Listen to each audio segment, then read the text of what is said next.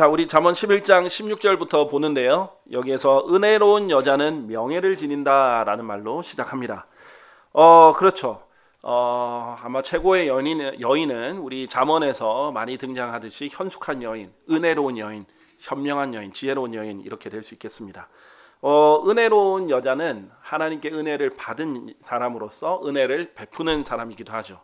그래서 사실상 이 현숙한 여인도 이 은혜로운 여자에 속해 있습니다. 이제 서로 교집합이 있는 거죠. 그래서 잠언 31장 30절 31절을 보면요. 호의는 속임수로 가득하고 아름다움은 헛되니라라고 했습니다. 아름다운 거는 헛돼서 아무 쓸모 없고, 그렇죠. 결국은 조금 보다 보면 질려버리고 뭐 더 이상 이렇게 소용이 없는 것이고, 호의, 그때 순간 이 좀 감정이 좋을 때 친절하게 호의 있게 얘기하는 것은 결국 속임수로 가득하다. 그거는 나중에 바뀔 수 있는 거예요. 그때는 아닌 척 또 좋아하니까 자기는 참 친절한 척 이렇게 하지만 나중에 결혼해서 보면 전혀 뭐 호의적이지 않은 경우도 있죠. 그런데 주를 두려워하는 여자, 그러니까 결혼할 때 이 사람이 주를 두려워하는지 아닌지를 보는 게 제일 중요하죠. 그녀는 칭찬을 받는다 했어요. 은혜로운 여자는 명예를 지닌다 했죠. 하나님을 두려워하면 당연히 하나님께 은혜를 받습니다. 주를 두려워하는 사람의 특징은 하나님께서 그 사람을 불쌍히 여기시고 은혜를 베푼다라고 했어요. 그러니까 하나님 하면서 막 하나님 말씀을 두려워하고 실행하려고 하고 하나님을 앞에서 무릎 꿇고 이런 사람에게 하나님께서 막 매정하게 하시는 분이 아니고 그 잔인하게 하시는 분이 아니라 막 자기 자녀가 자기에게 두려워하는 것처럼 자녀처럼 아끼고, 그 다음에 자비를 베풀고 은혜를 베푸신다라고 약속하셨거든요. 그러니까 이 주를 두려워하는 여자는 은혜를 받고 당연히 은혜를 이제 받았으니까 베풀게 되겠죠. 그러면 칭찬을 받습니다. 명예가 있어요. 그래서 31절 보면 그녀의 두 손의 열매를 그녀에게 주라. 그리고 그녀의 자신의 행위들이 성물들 안에서 그녀를 칭찬하게 하라. 주를 두려움으로 인해서 또 하나님의 은혜를 받은 것을 은혜를 베풀음으로 인해서 그 행위들이 알려지게 돼 있습니다. 그러면 그 사람이 스스로 자기를 칭찬 안 해도 돼요. 결국 그게 알려져서 그 사람은 칭찬을 받고 인정을 받고 명예를 얻게 됩니다. 설령 이 땅에서 다 모른다 할지라도 그리스도의 심판성에서 더더욱 알려지는 것이죠. 자, 그래서 은혜로운 여자는 명예를 지닌 것, 하나님께서 명예롭게 해주시는 거죠. 그리고 강한 남자들은 재물들을 지느니라 했어요. 자, 여러분 오해하지 말게. 재물을 가지면 강한 남자가 아니에요. 강한 남자면 재물들을 지닐 수 있다라는 겁니다. 자, 사실 일반적으로 보면 권력이 있어야 재물도 소유할 수 있는 겁니다. 힘이 있어야 돼요. 힘이 있어야 재물도 유지할 수 있어요. 자, 사실 지금도 크게 다르지 않습니다. 아무리 재벌이고 돈이 많아도 권력 앞에서는 굴복하게 됩니다. 권력 앞에서 바람 앞에 등불이 되기도 해요. 중국에 보면은 그 마오 회장 있죠. 그 엄청난 부를 쌓았다가도 중국 공산당 말 안 들었다가 감옥에 갇혔는지 아니면 행방불명이 됐다가 나중에 드러났는지 모르겠다. 하여튼 무슨 일을 고초를 겪었어요. 바람 앞에 등불이죠. 근데 중국만 그런 게 아니고 우리나라도 마찬가지예요. 삼성 그 이건희 회장 아들 이름 뭐였죠? 이재용 회장이 그 박근혜 대통령 탄핵 때 갑자기 이렇게 감옥에 들어갔잖아요. 돈이 우리나라에서 제일 많으면 뭐해요? 그렇죠? 권력 앞에서 그렇게 되는 겁니다. 또 강한 사람은 재물을 지니게 돼 있다라는 일반론이기도 하고, 이것을 조금 더 긍정적으로 보고 우리에게 영적으로 적용하자면 그리스도인이 강한 군사가 되고 훌륭한 군인이 되면 재물을 지니게 됩니다. 우리 그리스도인에게 재물은 하나님의 말씀을 아는 지식이에요. 그래서 그리스도 안에서 온갖 보화가 다 있다 그랬어요. 지혜와 지식의 보물이 예수 그리스도 안에 있는데 하나님의 말씀을 그래서 잠언 3장에서 뭐라고 했죠? 보물을 찾듯이 구하라. 그러면 지혜를 얻을 수 있다 이랬거든요. 그래서 이런 것들을 하나님 말씀의 보물을 잘 지니는 사람들이 진짜 강한 사람들입니다. 또 그리스도의 강한 군사가 되면 이런 재물들을 지니는 사람이 훌륭한 사람들이 됩니다. 자, 17절을 보면요. 자비로운 사람은 자기 자신의 혼에 선을 행하느니라 했어요. 제가 16절에 은혜로운 여자 얘기할 때 실제 예로 성경에서 이제 리브카, 아비가일 같은 얘기들이 있어요. 그걸 얘기하고 17절로 넘어갈게요. 창세기 24장에 리브카가 처음 등장하는데 그러고는 그녀가, 그러니까 좀 구체적으로 처음 등장하죠. 그러고는 그녀가 서둘러 자기 물동이를 죽통에 부어 비웠으며 물을 기르려고 다시 우물로 달려가서 그의 모든 낙타들을 위하여 물을 기르었더라. 이 리브카라는 사람은요, 얼마나 은혜로운 여자였냐면, 이 생전 처음 보는 낯선 사람이 가는데도 이 사람을 자기가 먼저 찾아가서 막 물을 주려고 하고 섬기려고 해요. 그랬더니 이 사람에게만 물을 주는 게 아니라 이 사람이 낙타들을 많이 끌고 왔잖아요. 그런데 그 낙타들까지 다 일일이 물을 여러 번 길러 다니면서도 일일이 줍니다. 그게 은혜가 있는 사람은 그렇게 남을 섬길 줄도 하고 남을 베풀 줄도 알아요. 그런 사람 리브카가 명예를 얻은 사람이 된 거예요. 이 이삭의 계보에, 즉 메시아의 계보에 리브카가 들어가게 됐습니다. 자, 뿐만 아니라 아비가일, 아주 은혜로운 사람이죠. 남편은 완전 정반대의 사람이었습니다. 나발이라고 하는 욕심 많고 벨리알의 아들이라고 불리는 사람이었어요. 그러니까 사탄의 자식 같은 사람이죠. 너무 욕심쟁이여서 그렇게 많은 부를 가지고도 다윗이 자기를 그렇게 잘 지켜줬는데도 불구하고 수확의 때가 돼가지고 돈이 탁 들어오니까, 우리나라 쉽게 말하면 수확물이 들어오니까 좀 줘야 되잖아요. 다윗이 그렇게 자기한테 잘해줬고 지켜주고 경비를 서준 거예요, 쉽게 말하면. 그런데 쫙 입을 닫고 갑자기 다윗을 욕합니다. 주인 대적한 개가 지금 짖고 있네, 이런 식으로 이렇게 막 모욕을 주는 거예요. 그러니까 다윗이 열받아서 자기 군대를 데리고 쳐부수려고 합니다. 근데 그때 아비가일이 와가지고 다 급하게 재물들 챙겨와가지고 먹을 거, 이 병사들이 먹을 거 다 챙겨와가지고 와서 자기가 그 나귀에 내려가지고 엎드려서 절하면서 이 여종을 대신 여종을 봐달라고 이렇게 하면서 이 다윗이 한 그 수많은 좋은 일들을 언급합니다. 그런데 만약에 지금 나발을 죽이면 다윗의 명예에 흠이 갈까봐 두렵다. 하나님이 지금 기름 부으신 사람인데, 그래서 다윗을 설득합니다. 하나님의 이름을 위해서도, 당신의 명예를 위해서도 우리 남편은 진짜 막 이름 그대로 미련한 자고 어리석은 자니까 신경 쓰지 말고 그렇게 해달라고 은혜를 요구하고, 또 이 먹을 것도 다 챙겨서 알아서 다 줘요. 그러니까 다윗이 이제 확 풀려가지고, 정말 당신이 안 했으면 내가 진짜 다 죽일 뻔했는데 당신 덕분이다, 이렇게 해서 발길을 돌리거든요. 이런 아비가일이, 이게 한 장에 할애돼서 아비가일이 주인공으로 등장하는 거예요. 이런 명예를 얻게 되는 겁니다. 그래서 이 은혜로운 사람은 그 행실들로 결국은 알려지게 되어 있습니다. 자, 17절에 보면 자비로운 사람은 자기 자신의 혼에 선을 행하느니라 라고 했습니다. 마태복음 5장 7절에 보면 자비로운 자들은 복되나니 그들이 자비를 얻어낼 것이기 때문이요 라고 했어요. 하나님의 원리는 동일합니다. 자비를 잘 베푸는 사람은 자비를 얻어요. 그것도 자기 얻어내는 겁니다. 다윗이 그렇게 얻어냈어요. 다윗은 자기를 죽이려고 했던 사울을 2번이나 살려줬거든요. 그래서 다윗은 간음이랑 살인이라는 죽어야 되는 죄를 지었는데도 하나님께서 확실한 자비를 보여주셨어요. 그래서 용서를 2번이나 받은 거예요. 자, 그런데 이 여러분이 자비를 잘 베풀면 베풀수록, 그러니까 무슨 말이에요? 남들이 좀 뭘 못해도 자기에게 조금 해를 끼쳐도 복수하려고 그러고 막 가혹하게 하려고 하지 말고 봐줘요. 이해해주고 덮어주고 그렇게 해주세요. 그러면 여러분도 그렇게 똑같은 자로 측정이 될 겁니다. 자비를 얻어내는 거예요. 그게 obtain 이런 거죠. 그냥 가만히 얻는 게 아니라 자기가 얻어내는 거예요. 그 비결은 여러분이 자비를 행하는 겁니다. 그래서 제가 말씀드렸죠. 자비와 진리를 목에 걸라라고 잠언에 2장 3장에 나오잖아요. 이게 너무 중요한 거예요. 계속 목에 들고 이렇게 해야 사람과 하나님께 호의와 좋은 이해를 받을 수 있어요.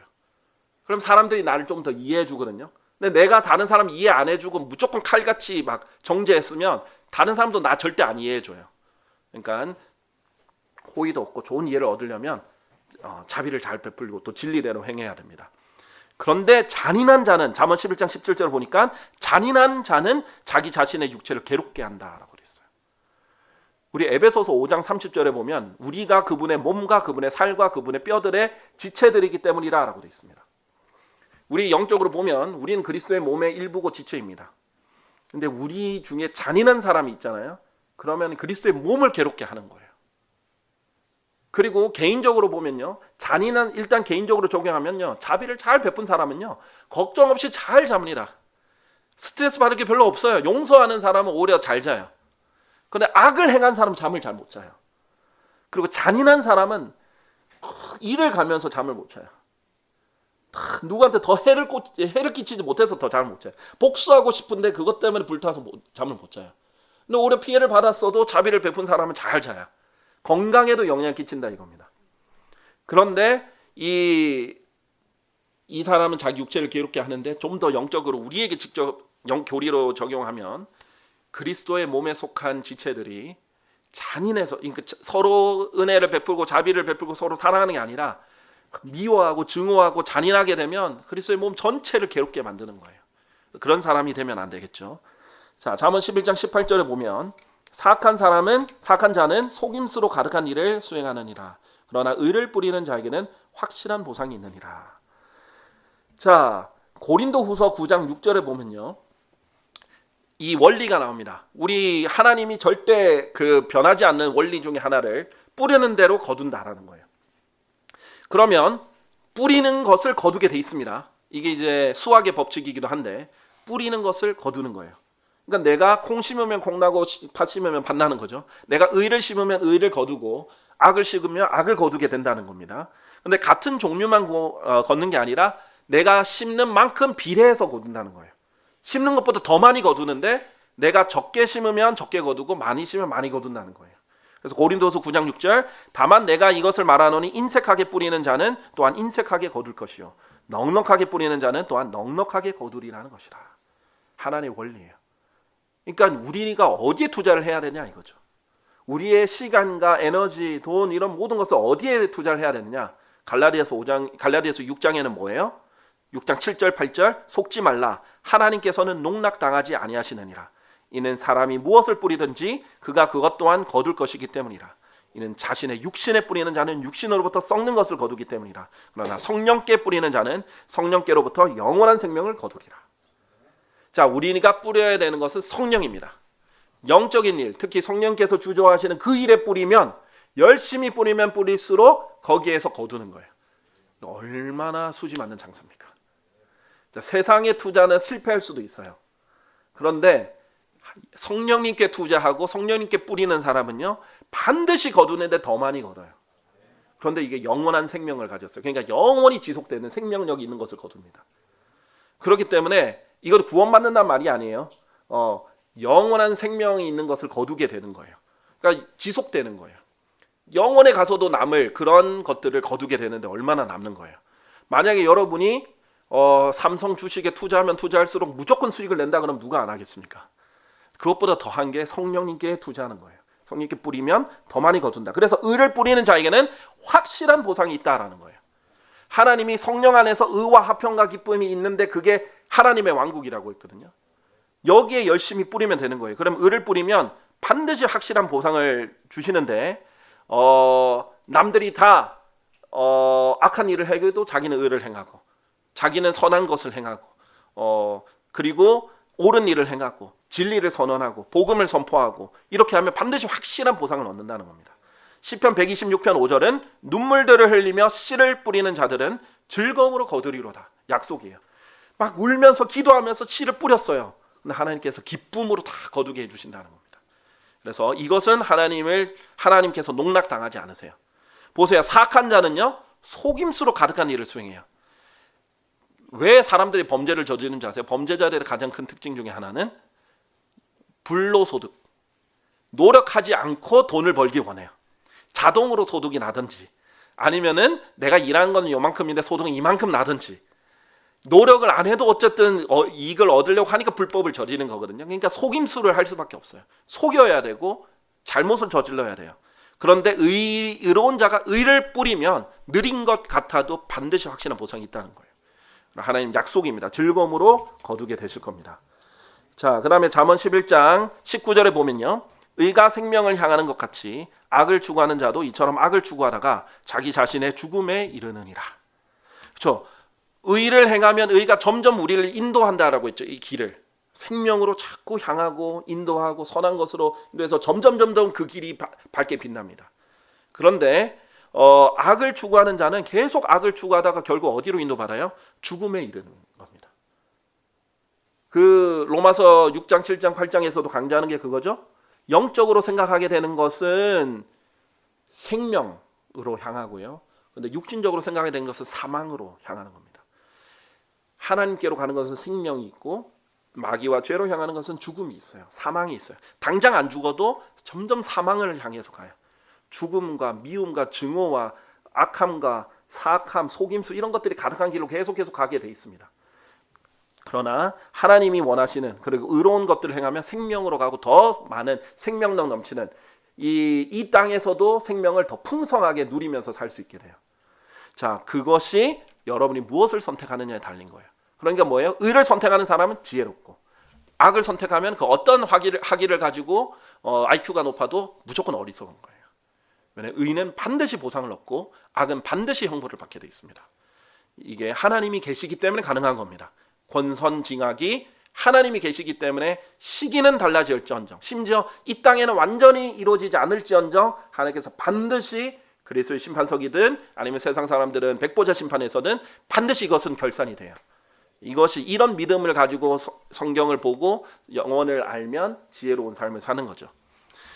자, 에스겔서 18장 32절을 보면 하나님의 뜻이 나오는데 이는 내가 죽는 자의 죽음을 기뻐하지 아니하기 때문이라 주 하나님이 말하노라 이런 이유로 너희는 스스로 돌이켜 너희는 살라. 하나님은 사람을 죽는 걸 기뻐하지 않아요. 심지어 악한 사람이 죽는 것도 기뻐하는 게 아니라 돌이켜 사는 걸 더 기뻐하세요. 자, 그래서 악을 추구하다가 죽음에 이르는 그런 길을 가다가도 회개라는 게 그래서 능력인 거예요. 돌이킬 수 있어요. 유턴할 수 있는 거예요. 죽음을 향해 가다가도 유턴을 해서 생명으로 할 수 있는 거예요. 이게 회개의 능력입니다. 돌이킬 수 있는 능력. 그래서 성경을 알면 알수록 빨리 돌이킬 수 있는 거예요. 잘못된 길을 빨리 점검해서 빨리 돌이키면 거기에 생명이 있습니다. 자, 그러면 갈라디아서 1장 6절에서 10절에 보면 반대의 경우도 있죠. 갈라디아서 1장 6절 10절에서 반대의 경우가 있습니다. 진리의 길을 잘 가다가 거기에서 돌이키는 경우도 있죠. 실제로 그런 일이 있었어요. 너희가 그리스도의 은혜 안으로 너희를 부르신 분으로부터 이처럼 빨리 떠나 다른 복음으로 옮겨가게 된 것을 내가 이상하게 여기노라. 바울이 갈라디아 교회 성도들에게 은혜의 복음을 정확하게 잘 가르쳤거든요. 그런데 갑자기 바울이 떠나고 나니까 유대인들이 와가지고 야, 무슨 은혜로만 구원받는다고 그래. 평일 율법 지켜야지. 이것도 지키고 이것도 지켜야지. 이렇게 지켜야만 너희가 구원이 유지되는 거야. 아, 은혜만으로는 안 돼. 행위가 필요해. 이런 식으로 얘기를 하니까 사람들이 이 은혜 안으로 너희를 부르신 분으로부터 떠난 거예요. 그래서 다른 복음으로 옮겨가게 된 겁니다. 이럴 수도 있습니다. 그러니까 이 바른 길을 끝까지 잘 가는 것도 참 중요하죠. 왜냐하면 거짓 교사도 있고 주변에 혼란도 있고 사탄도 있고 여러 가지 사람들의 영향도 받을 수 있기 때문입니다. 자, 잠언 11장 20절로 가겠습니다. 왜곡된 마음을 지닌 자들은 주께 가증함이라. 그러나 자신들의 길 가운데서 올바른 자들은 그분께 큰 즐거움이라 라고 하셨습니다. 자, 마음이 왜곡되어 있어 삐뚤어져 있습니다. 마음이 삐뚤어지면 어떻게 되냐면 모든 것을 왜곡되게 받아들여요. 예를 들면 식사하고 가세요 형제님 이렇게 말했어요. 마음이 올바르면 네 감사합니다 이러면 되는데 왜곡되어 있어요. 뭐야 저 사람 나 거지로 보는 거야? 전혀 그런 의도가 아닌데 내가 뭐 밥도 못 먹는 것처럼 보이나? 그러니까 혼자 왜곡돼서 이해를 하는 거예요. 그러니까 마음이 왜곡되지 않은 거 아주 중요해요. 저는 그런 거 많이 경험했어요. 저는 진짜 성경을 그대로 전하려고 하는데 저 사람 무슨 의도로 저러는 걸까? 뭐 나쁜 의도로. 저 목사님 우리 집에서 부부싸움 한 거야? 나한테 지금 뭐라 하려고 이 말씀 하시나? 저는 전혀 모르고 있는데. 그러니까 이제 자기 마음에 뭔가 걸리는 게 있으면 그냥 하나님의 말씀을 전하는 건데도 불구하고 그렇게 받아들일 수 있는 거죠. 그러니까 마음이 왜곡되면 안 돼요. 그러면 진리도 왜곡시킵니다. 그럼 뭐예요? 예를 들면은 뭐 쉬운 예로 내가 돈을 너무 사랑해요. 나는 부자가 되고 싶어요. 그게 너무 강한 사람은 예수님 믿으면 부자 됩니다 하는 교회로 가는 거예요. 그게 자기 교리입니다. 자기가 예수를 믿는 이유는 부자가 되기 위해서요. 의외로 많은 세상 사람들이 교회로 가는 이유가 복 받기 위해서요. 근데 그 사람들이 생각하는 복은 부자 되는 거죠. 새해 복 많이 받으세요를 그 사람들 어떻게 생각하세요? 새해는 돈 많이 버세요 이렇게 이해하는 거예요. 그리스도인들은 새해 복 많이 받으세요 하면 우리가 영적인 복을 누려야겠다 이렇게 생각하지만, 이게 생각하기에 이 마음이 왜곡된 거에 따라서 그 필터링이 돼서 그렇게 받아들이는 거죠. 근데 그게 가증하다는 거예요. 그래서 여러분이 자주 해야 되는 거는 여러분 마음을 계속 봐야 돼요. 잠언에서도 그러잖아요. 이 마음을 열심을 다해 지키라고. 왜냐면 인생의 문제들이 거의 여기서 나오거든요. 그래서 마음을 정직하게 지키고 순수하게 지키고 바르게 지키는 게 여러분의 관건입니다. 이게 한번 삐뚤어져 버리고 이게 타락해 버리고 이게 왜곡돼 버리면 이게 방법이 없어요. 그래서 이 왜곡된 마음은 하나님께 굉장히 가증하다. 그런데 자신들의 길 가운데서 올바른 자들은 그분께 큰 즐거움이다. 자신의 길 가운데 올바른 사람은 어떻게 되겠어요? 계속 올바르게 하려고 노력을 하니까 그렇게 되는 거예요. 그럼 하나님이 크게 기뻐하는 거예요. 그래서 관련된 구절로 잠언 3장 32절은요. 이렇게 말합니다. 이는 왜곡된 자는 죽게 가증하기 때문이다. 그러나 그분의 비밀은 의로운 자들과 함께 있느니라. 자꾸 자기 비를 올바르게 하고 이렇게 자기 길 가운데서 올바르게 행동하고 또 의롭게 행동하는 사람들에게 하나님의 비밀이 함께 하는 거예요. 그 사람은 훨씬 더 친밀하게 다루십니다. 다른 사람들 못 보는 것도 더 알려주시기도 해요. 성경을 더 이해하게도 해주시고 또 하나님이 더 친밀하게 그때 상황에서 봐야 되는 것들 더 보게 해주시고, 얼마나 큰 이익이에요. 이게 이득이에요. 진짜 경건하면 이게 진짜 이득이에요. 하나님으로부터 그 비밀스러운 그 교제를 더 할 수 있게 되잖아요.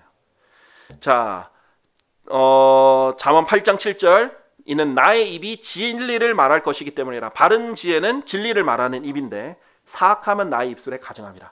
여러분이 올바르게 되려면 사악함, 왜곡된 이런 거를 증오해야 돼요. 가증히 여겨야 돼요. 거짓말 가증히 여겨야 돼요. 편파적인 거 가증히 여겨야 돼요. 공의롭지 않은 거 가증히 여겨야 돼요. 알았죠? 그렇게 가증히 여길수록 선을 더 사랑하게 됩니다. 순수한 걸 더 사랑해요. 이게 동전의 양면 같은 거예요. 모든 것을 다 사랑하는 것은 마귀입니다. 죄도 사랑하고, 이게 그냥 한 성적인 것만 봅시다. 자기 아내만 사랑해야 진짜 사랑이지. 다른 여자도 사랑하고 이 여자도 옆집 여자도 사랑하고 뒷집 여자도 사랑하고 막 지나가는 여자도 사랑하고 이게 또 왜곡된 사랑은 뭐예요? 소아성애잖아요. 막 미성년자, 막 초등학생 이런 애들 겹탈한 사람들도 있잖아요. 그거는 잘못된 사랑이 그런 마귀적인 거예요. 남자인데 남자도 사랑하고 뭐 이러면 동성애가 되잖아요. 그런데 오히려 내 아내만 사랑하고 다른 여자들을 사랑하는 것을 증오해야 되는 거잖아요. 그러면 바른 사랑이 되는 거죠. 이렇게 의는 악을 미워야 하고 증오해야만 의를 사랑할 수 있습니다. 모든 것을 다 사랑할 수 없어요. 그거는 마귀가 속이는 거예요. 마귀도 사랑이란 말 엄청나게 세상에서 많이 말하거든요. 근데 그 사랑과 성경에서 사랑은 다른 사랑인 거예요. 자, 성경에서 사랑은 증오와 함께 있는 사랑입니다. 자, 에베소서 4장 18절 19절 그들은 자기들 안에 있는 무지함을 통하여 하나님의 생명으로부터 멀어졌으며 명철이 어두워졌으니 그들의 마음의 눈이 멀어버렸기 때문이라. 자, 하나님의 생명으로부터 멀어지고 명철이 어두워지고 왜 이렇게 됐죠? 그리고 그 결과 어떻게 됐죠? 마음의 눈이 멀어버렸다. 왜 이렇게 됐냐면 마음의 눈이 멀어버렸기 때문에 하나님 생명으로부터 멀어지고 명철이 어두워졌다는 거예요. 마음의 눈을 멀게 하면 안 돼요. 근데 예수님이 말씀하시고 그 다음에 바울이 강조해서 이사야서에 나온 것들이 굉장히 반복이 많이 된 게 있어요. 뭐냐면 이사야서에서 이스라엘 백성이 너희가 귀를 닫고 마음을 닫고 눈을 감고 해서 너희 눈이 멀었다.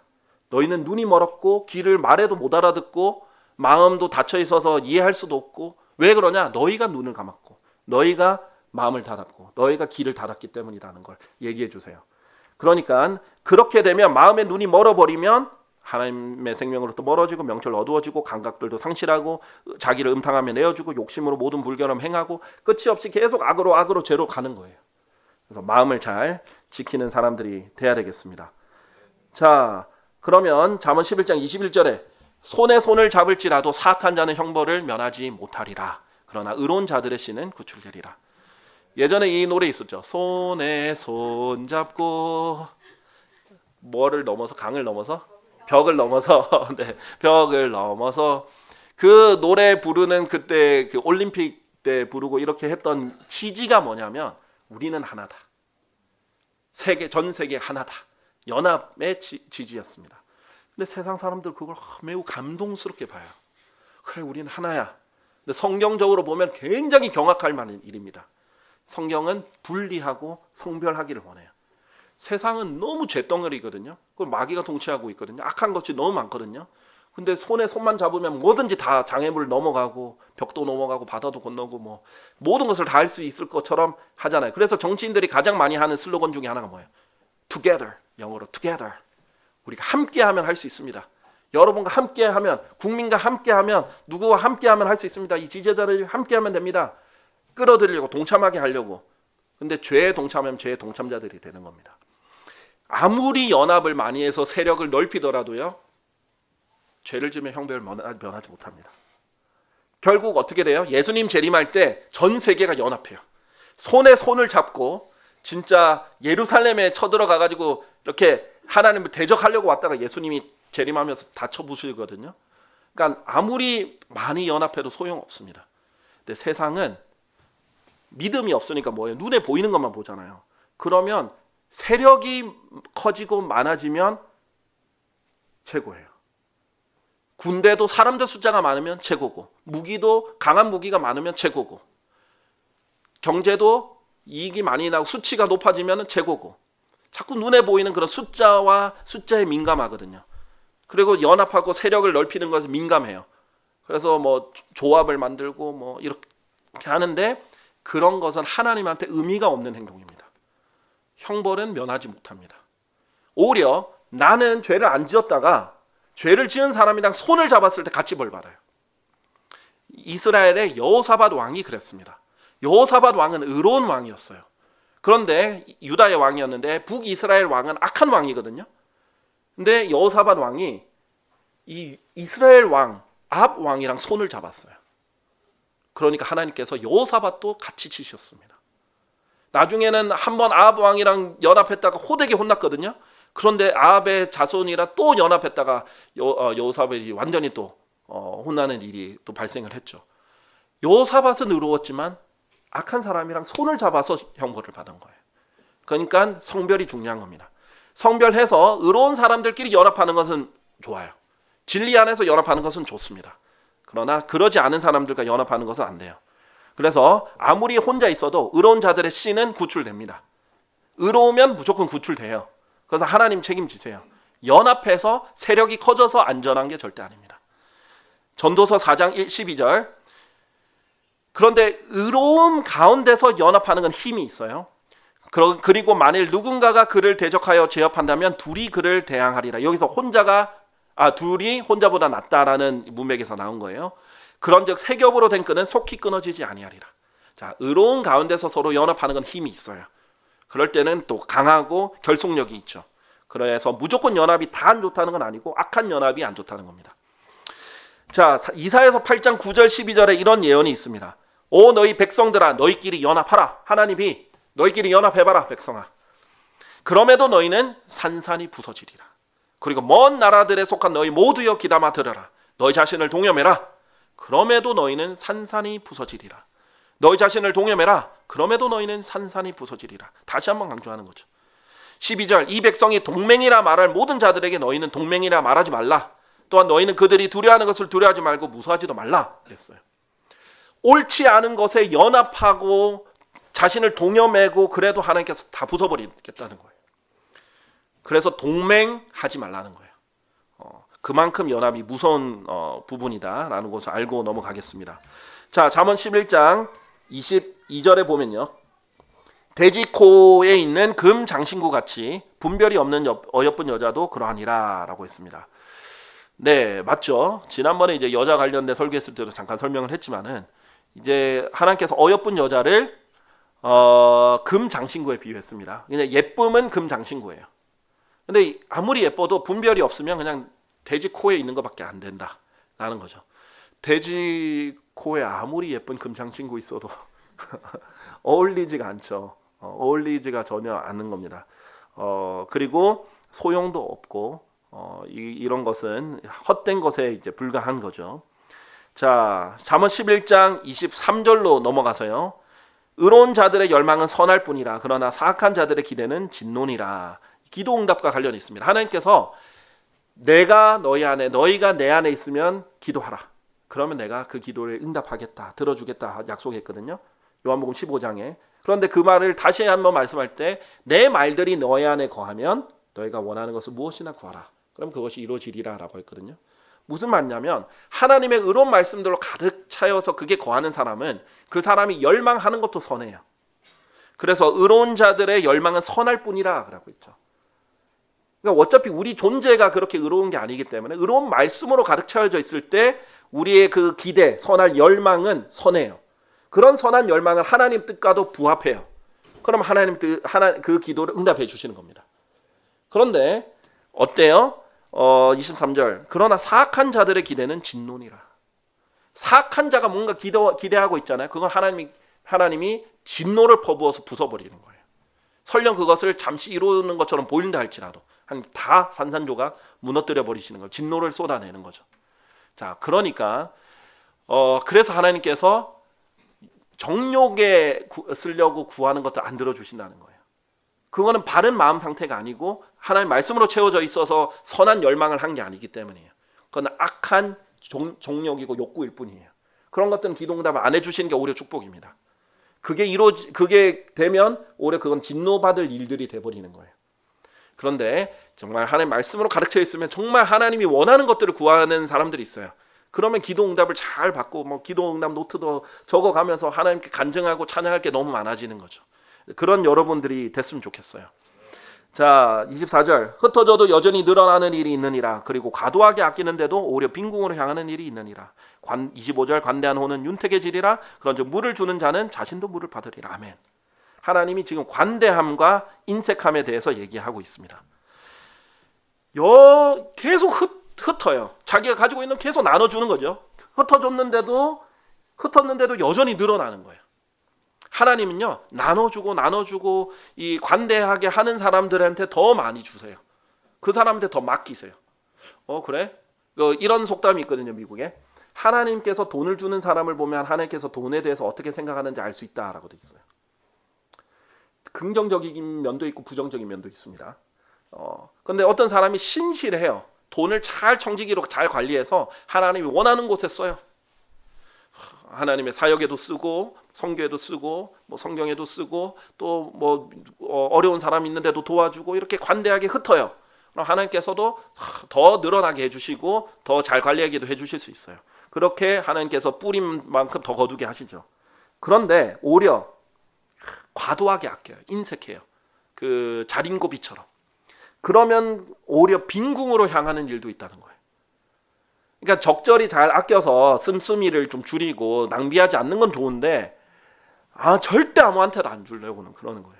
절대 베풀려고도 안 해. 그걸 다 아까워해요. 그런 사람은 오히려 더 빈궁에 이른다는 거죠.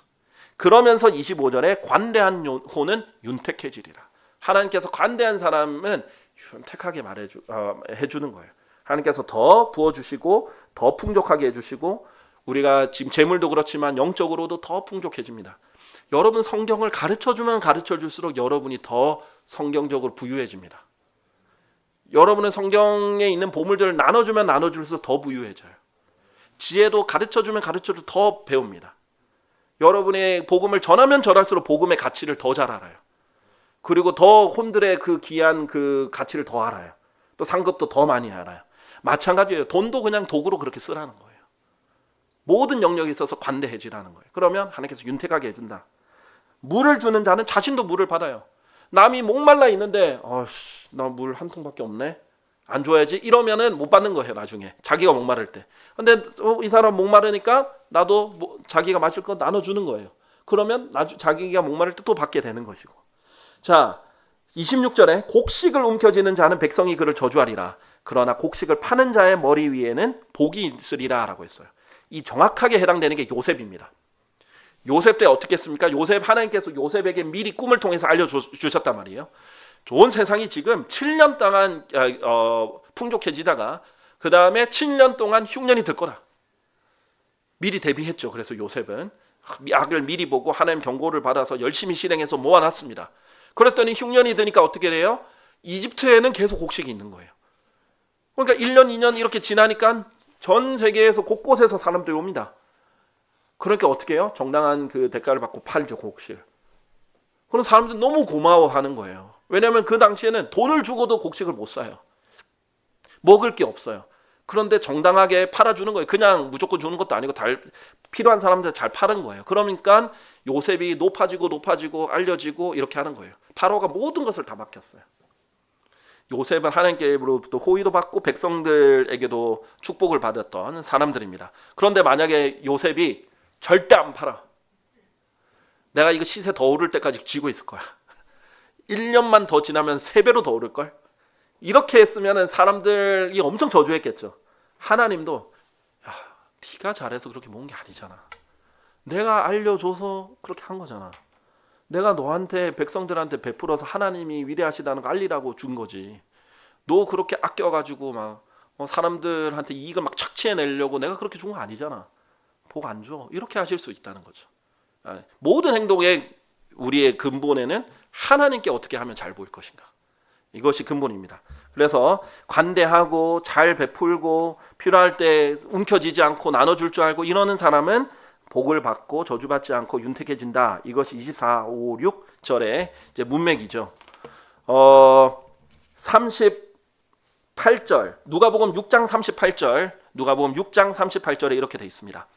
보통 이게 이제 헌금 강조 헌금을 강조할 때 목회자들이 많이 쓰는 구절이죠. 근데 이게 헌금에만 국한되는 게 아니에요. 근데 헌금에도 포함은 되지만 모든 것에 다 영역에 포함이 됩니다. 주라. 그리하면 그것이 너에게 주어지리라. 후히 측량되고 꾹 눌리며 함께 흔들어지고 흘러 넘치는 채로 사람들이 너희의 품 안에 주리라. 이는 너희가 재는 동일한 척도로 너희가 그와 같이 다시 측정될 것이기 때문이라. 이 원리가 그대로 적용이 되는 거예요. 바로 앞에 37절이 판단하지 말라. 그리하면 너희가 판단받지 아니하리라. 정죄하지 말라. 그리하면 너희가 정죄받지 아니하리라. 용서하라. 그리하면 너희가 용서받으리라. 문맥이에요. 그럼 뭐예요? 용서를 많이 해주면 넘치게 또 용서를 받고, 그렇죠? 남한테 함부로 판단하고 함부로 전제 안 하면 자비를 더 넘치게 받는 그 문맥이 1순위입니다. 그런 다음에 이제 이것은 모든 영역에도 다 돈들 포함해서 모든 영역이 되는 것이죠. 자, 잠언 11장 27절 가보겠습니다. 이제 몇 개 하면은 끝내겠네요. 부지런히 선을 찾는 자는 호의를 얻어내느니라. 그러나 해로움을 추구하는 자 그에게는 그것이 이 말이라. 자, 동일한 원리죠. 지혜는요 결국은 권선징악 또 하나님이 사랑하시는 의와 선을 계속 행하는 거예요. 그런데 그냥 행하는 것뿐만 아니라 부지런히 선을 찾아다녀야 돼요. 그럼 호의를 얻어낸다는 거예요. 얼마나 귀한 거냐면 내가 도와줄 건 뭐가 있을까?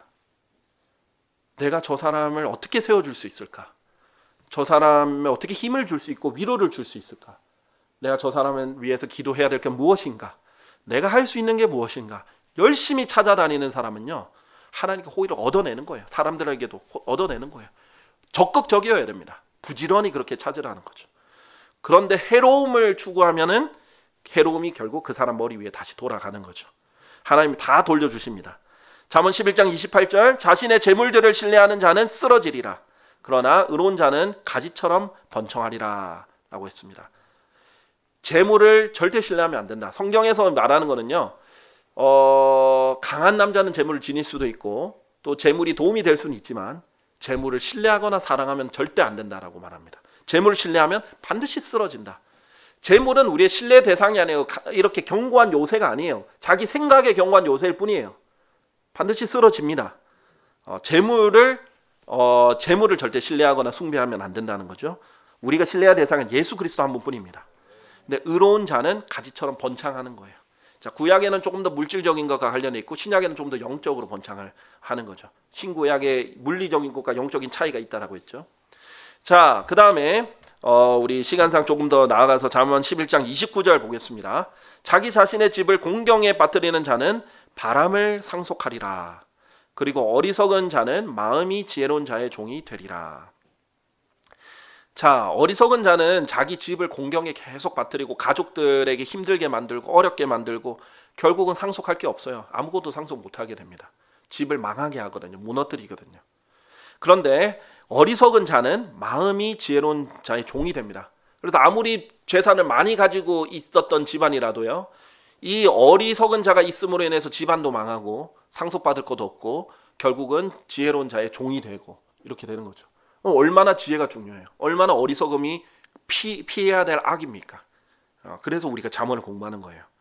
자, 잠언 14장 1절에 보면 지혜로운 여자의 특징이 뭐예요? 자기 집을 세우는 거죠. 그러나 어리석은 여자는 자신의 두 손으로 그것을 허물어뜨리는 거죠. 그러니까 자기 자신의 집을 공경에 빠뜨린 자는 어리석어서 자기 집을 무너뜨리는 자예요. 그리고 잠언 19장 13절에 뭐라고 돼 있어요? 어리석은 아들은 그의 아버지의 재난이라.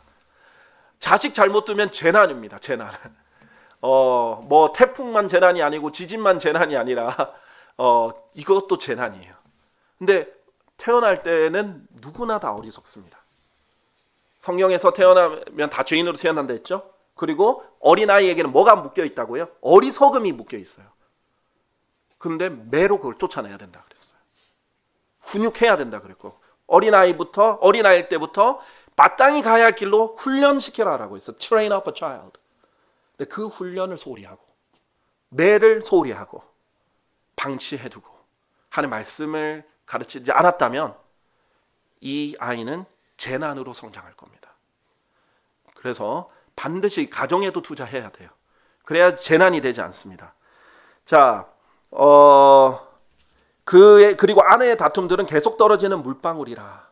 그렇죠? 이 아내가 계속 다투면 집이 계속 무너져 내리거든요. 그렇게 하면 자기 집을 공경에 빠뜨리는 자가 돼버립니다. 자, 이제 30절 가볼게요. 30절 31절 하고 마치겠습니다.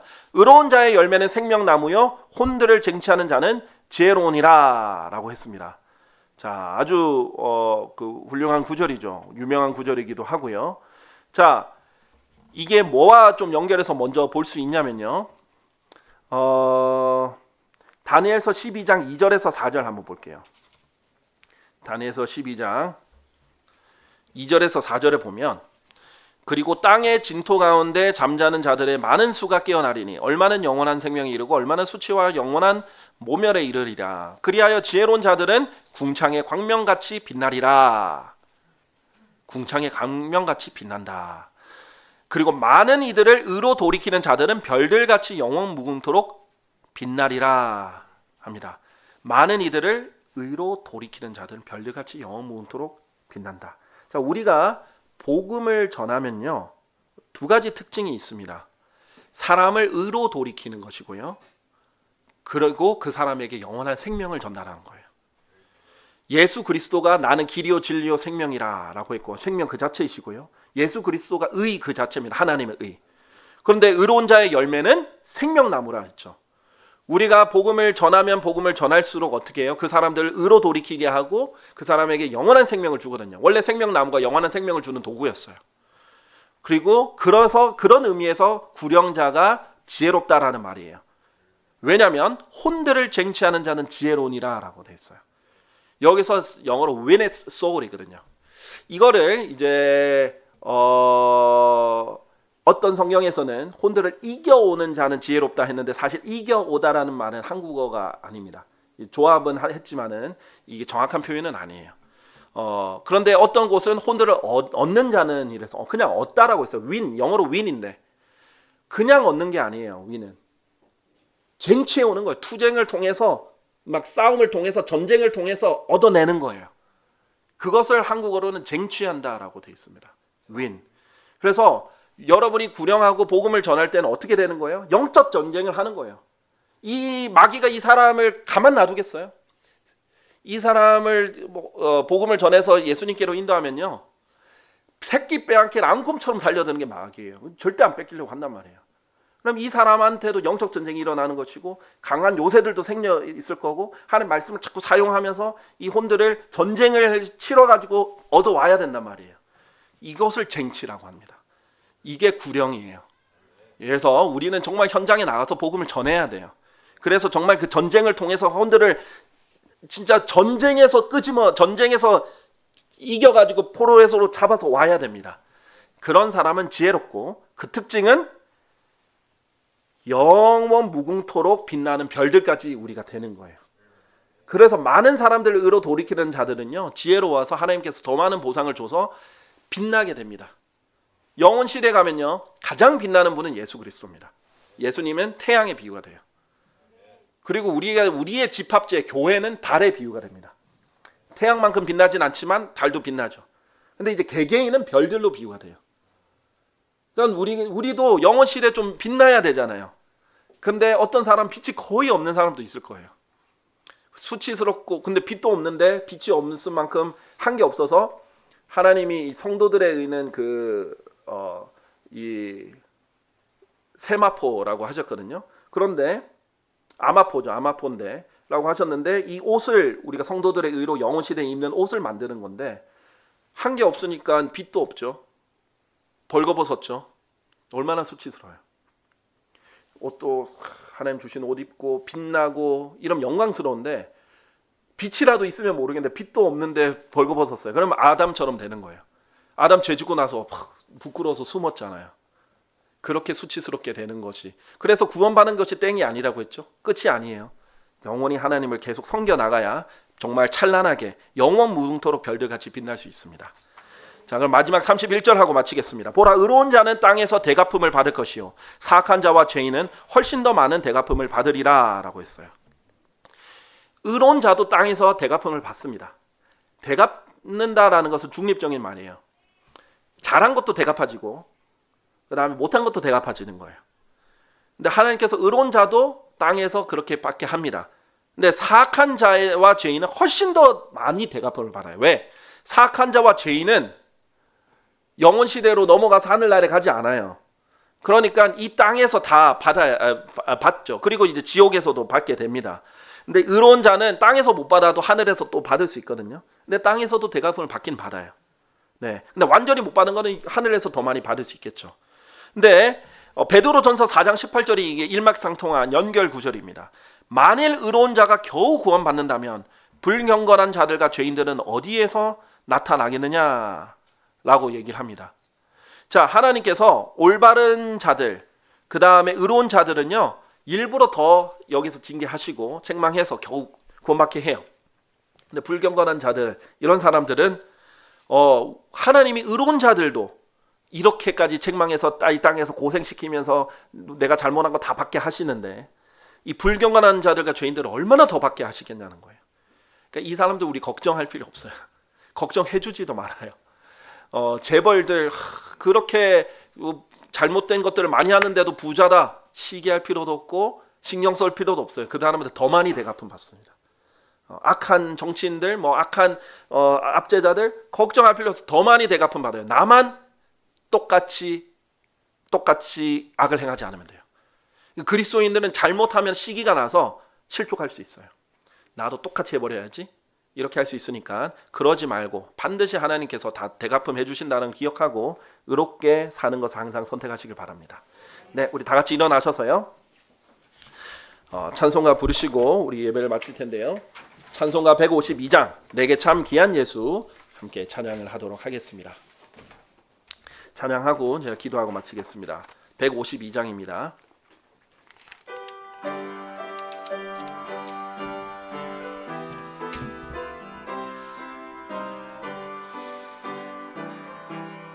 아멘. 오늘 주 예수 참 귀중한 주, 나 항상 기쁨 넘쳐 찬양하네. 내 주 안에 거할 때 힘주시네. 오 내게 참 귀한 예수, 오 내게 참 귀한 예수, 오 내게 참 귀한 예수. 주 내 모든 죄 대속하셨으니 오 내게 참 귀한 예수. 나은 힘을 떠나서 방황할 때 주 끝까지 참으사 구하셨네. 내 수치가 변하여 영광 되니 오 내게 참 귀한 예수 오 내게 참 귀한 예수 오 내게 참 귀한 예수 주의 모든 죄 대속하셨으니 오 내게 참 귀한 예수 나 은혜의 산 위에 올라서니 이 세상의 구름이 발아래라 주 미소의 햇빛을 비추시니 오 내게 참 귀한 예수 오 내게 참 귀한 예수 오 내게 참 귀한 예수 주 내 모든 죄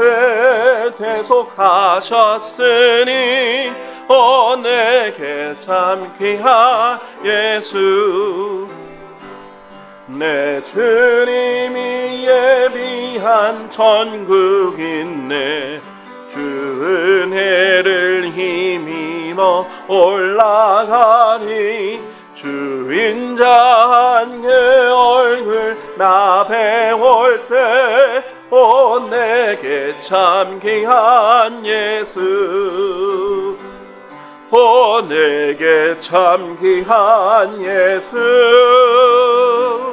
오 내게 참 귀한 예수 주 내 모든 죄 대속하셨으니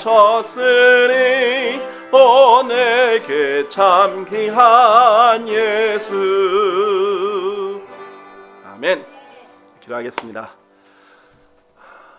참으로 모든 지혜와 명철의 보고를 가지고 계신 전능하신 주 하나님의 아버지를 찬양합니다. 주님께서 저희에게 그리스도의 영을 주시고 또 하나님의 말씀을 저희가 눈으로 볼 수 있고 읽고 묵상하고 간직할 수 있도록 책의 형태로 주셔서 너무나 감사드립니다.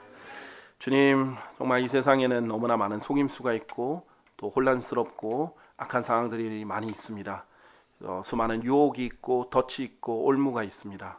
그러나 주님, 너무나 감사드리는 것은 그런 것들을 분별할 수 있는 성경을 주시고 하나님의 말씀으로 저희를 일깨워 주시고 지혜와 명철을 주시고 선한 길로 인도해 주셔서 너무나 감사드립니다. 주님 오실 때까지 저희가 이 세상을 살아갈 때 주님 앞에서 항상 지혜롭게 또 성숙하게 살아갈 수 있도록 도와주시옵소서. 주님께 모든 영광을 돌리며 곧 다시 오실 주 예수 그리스도의 이름으로 기도드렸습니다. 아멘. 네, 수고하셨습니다. 네, 아멘. 감사합니다.